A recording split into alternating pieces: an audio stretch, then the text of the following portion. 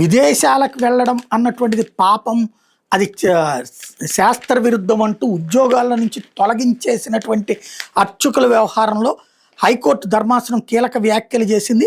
విదేశాలకు వెళ్ళి వచ్చిన అర్చకులు గర్భాలయంలో పూజా కార్యక్రమాలు నిర్వహించడానికి వీల్లేదంటూ దేవాదాయ శాఖ 2010 నవంబర్ 10 జారీ చేసిన సర్క్యులర్ మేము శృంగేరి శారదా పీఠాధిపతులు జారీ చేసిన ప్రామాణిక ఉత్తర్వులను ఖచ్చితంగా అమలు చేసేలా దేవాదాయ శాఖ అధికారులను ఆదేశించాలని కోరుతూ విజయవాడ శ్రీ దుర్గామల్లేశ్వర స్వామివారి దేవస్థానంలో శ్రీచక్ర నవావరణ అర్చన పారాయణదారు సుబ్రహ్మణ్య సోమయాజి హైకోర్టు పిటిషన్ దాఖలు చేశారు.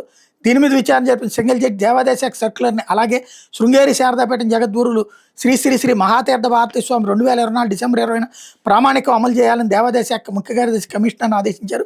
ఈ తీర్పును సవాల్ చేస్తూ సింహాచలం శ్రీవరాహ లక్ష్మీ నరసింహస్వామివారి దేవస్థానం ప్రధాన అర్చకుడు గొడవర్తి శ్రీనివాసాచార్యులు ధర్మాసనం ముందు అప్పీల్ చేశారు.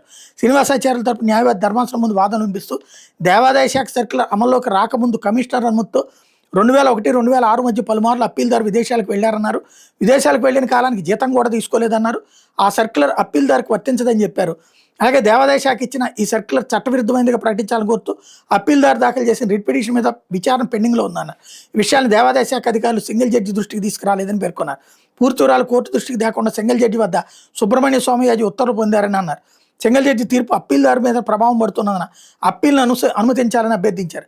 ఈ వాదనలు పరిగణలోకి తీసుకున్న ధర్మాసనం కేసు విచారణ మీద ప్రభావం చూసే వాస్తవాలు సింగిల్ జడ్జి దృష్టికి తీసుకురాలేదనే విషయం స్పష్టమవుతోందని పేర్కొంది. వ్యవహారంలో సింగిల్ జడ్జి ఏడాది మార్చి 30 ఇచ్చిన తీర్పు చెల్లుబాటు కాదని స్పష్టం చేసింది. అన్ని అంశాలను పరిగణలోకి తీసుకునే వ్యవహారం సమగ్రంగా పునఃపరిశీలించాలని సింగిల్ జడ్జిని కోరింది.